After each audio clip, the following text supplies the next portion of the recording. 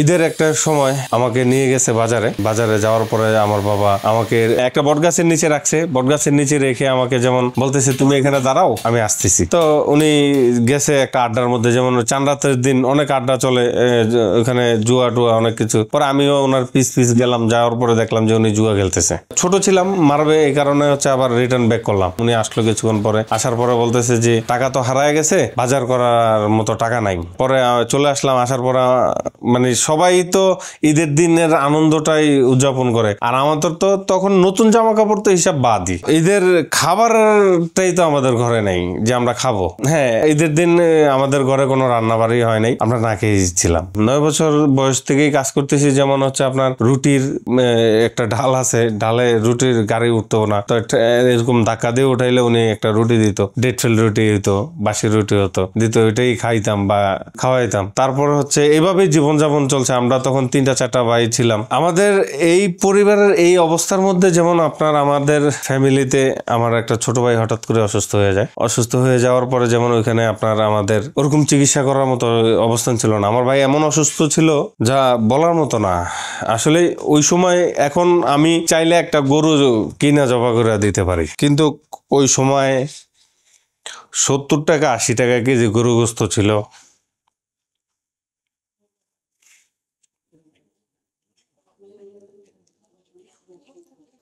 গরু গোস্ত খাইতে চাইতো, টাকা ছিল না, এনে দিতে পারি নাই, খাইতে পারে নাই। এক দোকানের সামনে যায় কাটলে যে হাড্ডি বা অন্য কিছু বেরোয়, কয়টা টোকা এনে আমার মারে দিছে যে রাইন্দা দাও আমি খামো, আর খাইতে পারে নাই। ও তো অসুস্থ ছিল, ওর মনের ইচ্ছা ও গরু গোস্ত খাইবো। হসপিটালে ভর্তি করাইলাম, টাকা পয়সা নাই, মানুষের কাছ থেকে চাইয়া এখানে ওখান থেকে। পরে আমি কিছু টাকা জমে, যেমন 1500-1600 টাকার মতো দিয়েছি। এর মধ্যে আমার বাবা ছিল না, কিন্তু তো হঠাৎ করে যেভাবে হোক শুনতে পারছে, আসে হসপিটালে গেছে ডাইরেক্ট। যেমন আমার মাও ওরকম ভাবেই ছিল না, তখন ওরা অনেক ছোট, আমার 2টা ভাই। মা থাকতো হসপিটালে, আমি ওদেরকে নিয়ে বাসায় থাকতাম। ওরাও খাবারের জন্য অনেক করতো। তবে আমরা তখন মা ওই যে হসপিটাল থেকে ডিম দিত, খাবার দিত, ও তো খাইতো না, আমার ছোট ভাই তো খাইতো না, যেটা অসুস্থ। ওই খাবারটা আমার দিয়ে দিত, কইতো যে নিয়ে অগদিস আইনা ওদেরকে দিলে ওরা খাইতো। তা আমি তো সারাদিন বাইরেই থাকতাম। তো ওই টাকাটা যেটা দিছি ওইটাই আমি রাত্রে দিয়ে আসছি, সকালবেলা আমি গেছি, আবার যাই শুনি যে ওই টাকা নিয়ে আমার বাবা চলে গেছে, আবারও জুয়া খেলে ফেলাইছে। তখন আর চিকিৎসা করার মতো, বেডে টাকা দেওয়ার মতো আমাদের অবস্থান ছিল না। পরে রাত্রে করেই, এদিন রাত্রে আমি মারা বললাম যে তাহলে ওরে নিয়ে তো বের হয়ে যাইতে হসপিটাল থেকে, এই টাকা দিমু কই থেকে। পরে কোনো কিছু উপায় না পাইয়া পরে ওরে এই রাত্রে করে ওরে নিয়ে পলায় চলে আসছি আমরা হসপিটাল থেকে। ও তো অনেক ছোট ছিল তখন। ও বলছে যে ভাই আমরা 3টা ভাই, আমরা যখন বড় তখন আর আমাদের কোনো দুঃখ কষ্ট থাকবো না। আসলে দুঃখ কষ্ট নাই এখন আর, কিন্তু যে কষ্টগুলো করে আসছি এই কষ্টগুলো মনে পড়লে বুকটা ফাইটা যায় আর কি। তারপরে ছোট ভাইকে ওইখানে রাইখা কি করব, টাকা পয়সা গোছায় আসতে হবে। আসার পরে হচ্ছে আমরা যেমন ওইখান থেকে আমি রিক্সা চালানো শুরু করলাম।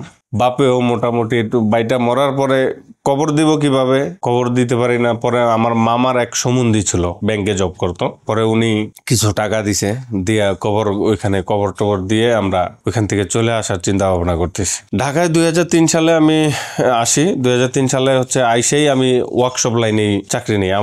আমার মামা আছে, ছোট মামা আমাকে নিয়ে আসে, আনার পরে তার বাসায় রাখে, তার বাসায় রাখা যেমন আমাকে ওয়ার্কশপে কাজ দেয়। তখন আমার বয়স কত, আপনার 13 কি 14 বছর বয়স। সব মানুষ হচ্ছে পাবনার, সিরাজগঞ্জের। সো আমি এর মধ্যে একজন চাঁদপুরের। আমি অনেক টর্চারও সহ্য হয়েছে। যেমন হচ্ছে অনেকেই পছন্দ করতো না যে অন্য দেশের একটা পোলা আইসা এখানে আইসা কাজ করব, এরকম। এর মধ্যে যেমন হচ্ছে আমি আমার মামার বাসায় ছিলাম, তখন আমার মামা নিয়ে ছিল, আমার একটা মামাতো ভাই ছিল। এর মাঝে আমি তাদের মাঝে থাকা শুরু করলাম। তখন আমার বেতন 300 টাকা, ওভার টাইম বা আরো অনেক কিছু নিয়ে মোটামুটি আপনার 600 টাকার মতো আসতো। তো 600 টাকা দিয়ে আসলে তখন খাবার হতো, খাওয়া যেত, ঢাকা শহরে খাওয়া যেত, কিন্তু আর কিছু হতো না। ধরেন আপনি যদি ওইখানে ওই 600 টাকার থেকে 10 টাকা দিয়ে কিছু খাইতে যেতেন, তাহলে খাবারের টাকা শর্ট পড়ে যেত। সেটা নিয়ে মামার সাথে যেমন মামানির অনেক ধরনের ঝামেলা হইতো।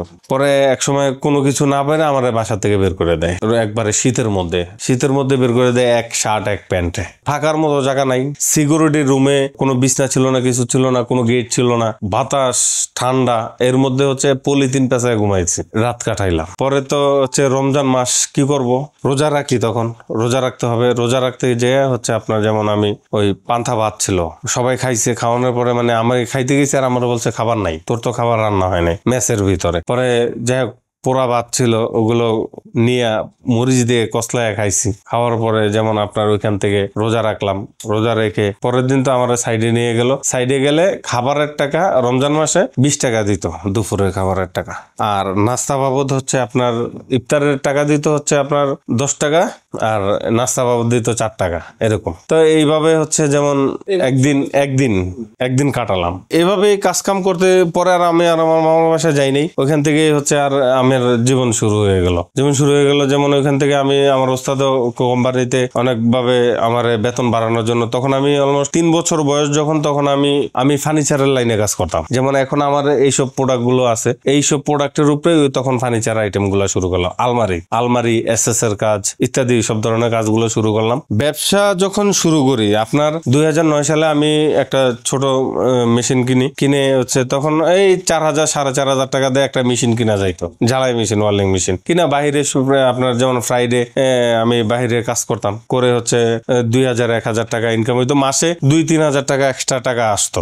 নিজেই ব্যবসাটা শুরু করি আমার এক ফ্রেন্ডের মাধ্যমে, আজাদ নাম। ও আমার 25,000 টাকা ধার দেয়। আমি চাইছি আর ওর বাবার কাছ থেকে ও টাকা আইনা আমাকে দেয়। দেওয়ার পরে ওই দিন রাত্রেই টাকাটা চুরি হয়ে যায়। চুরি হয়ে যাওয়ার পরে আমি টাকা পাবো কোথায়? পরে আমার ফ্রেন্ড বললো যে হচ্ছে চাকরিটা শুরু করো। পরে আমি আর বললাম যে না, চাকরি আমি আর করবো না। পরে এর মধ্যে যেমন নোয়াখালীতে আমি কিছু আল্লাহর রাস্তে ঘর দিত বিভিন্ন কোম্পানি, তো ওই কোম্পানিগুলো কাজগুলো আমি কন্ট্যাক্ট নিচ্ছি। না, তখন আমার কাছে কোনো টাকা পয়সা নাই, কোনো কিছু নাই, কিন্তু কাজ কাম শুরু করছি। কিন্তু তখন থেকে আমি যখন কাজ শুরু করি, ওই সময় কাজ শেষ করে আসার পরে আমার হাতে ক্যাশ হয়ে গেছে। তো এর মধ্যে যেমন আমার এক ইঞ্জিনিয়ারের কাজ দিত, সেও মারা গেল, আমি আর করতে পারলাম না। আইডিএলসি ব্যাংকের কাজ করতাম, যে ইঞ্জিনিয়ার, ওই ইঞ্জিনিয়ার হচ্ছে আমাকে এই অবস্থানের থেকেই একদম যে 15 রমজানে আমাকে একটা কাজের জন্য ডাকে। কাজটা করার পরে যেমন 2টা কাজ করার পরে আমার মোটামুটি হ্যাপি।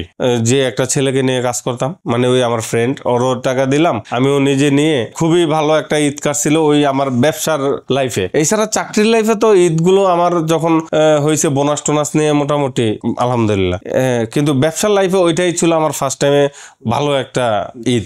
সবাই দিতে পারছি, নিজের কাছেও ছিল, মন বইরা বাজার করতে পারছি বাড়িতে। যে ঈদের পরে আসার পরে 2 মাস হয়ে গেল, উনি আমাকে ফোন দেয় না। পরে ওনাকে হঠাৎ করে আমি ফোন দিলাম, ফোন দিয়ে জিজ্ঞাসা করলাম। ওনার আম্মা ফোনটা রিসিভ করলো ওই পাশ থেকে, রিসিভ করে বললো যে হচ্ছে তোমাদের সাথে আমার ছেলে কাজ করতো, আমার ছেলে তো আসার সময় মোটরসাইকেল অ্যাক্সিডেন্টে মারা যায়। তো ওই সময় আমার নিজের একটা খুবই মাথার উপরে একটা আকাশ ভেঙে পড়ছে যে আমি এখন কি করব। আমার আর ভাল লাগতেছিল না, মানে নিজে চলতে পারতাছি না। এত বড় বড় কাজ করি, টাকা নাই। 15 লাখ 20 লাখ 25 লাখ টাকার প্রজেক্ট করতাম। এমন হয়তো একটা প্রজেক্ট হইতে 70 লাখ 80 লাখ টাকাও হতো, কিন্তু টাকা থাকতো না। কি কারণে? ওই যে টাকা দিত না, ভাইয়া দেখা গেলো 5,000 10,000 15,000 20,000 এরকম ভাবে টাকা দিত। এরপরে হচ্ছে যেমন এই ব্যবসাটা আমি শুরু করি, অনলাইনে ব্যবসাটা হচ্ছে আমার জীবনের একটা মোড় ঘুরে দিছে একদম। এই অনলাইনে ব্যবসাটা আমার এক ফ্রেন্ড আমাকে নিয়ে আসছে, সেটা হচ্ছে না বললেই নয়, শোভন নাম। আমি তার কাছে কৃতজ্ঞতা জানাই, এবং সেই আমাকে এই লাইনটায় আনার পরে যেমন আমি এটা নিয়ে ফার্স্টে শুরু করি আপনার অল্প কিছু পুঁজি নিয়ে, এই 4 লাখ 4.5 লাখ টাকার মতো।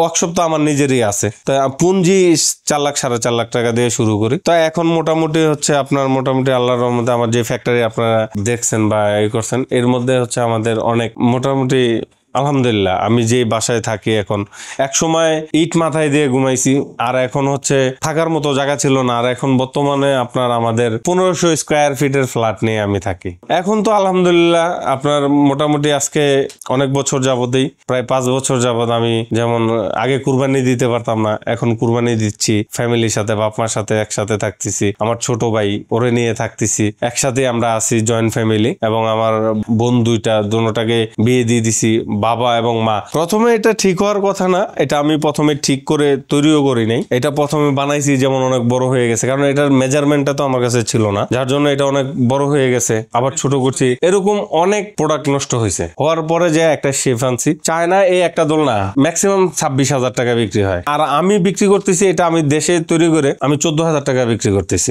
এটা কোয়ালিটি 100% ভালো, এবং হচ্ছে আপনি দেখেন আমাদের এখানে দেখে নেওয়ার সুযোগ আছে। তাছাড়া হচ্ছে বাংলাদেশি প্রোডাক্ট হিসাবে আমি মনে করি যে অনেক শক্তিশালী এবং মজবুত। আপনার এগুলো আমরা এমনিতে 5 বছর ওয়ারেন্টি দিয়ে থাকি, আর এগুলো মেটাল দিয়ে আমাদের সম্পূর্ণ বাংলাদেশে আমাদের নিজস্ব কারখানারই তৈরি। যে যেমন ডিজাইন চায় আমরা ওই ধরনের ডিজাইনগুলো কাস্টমাইজ করে তৈরি করে দিই।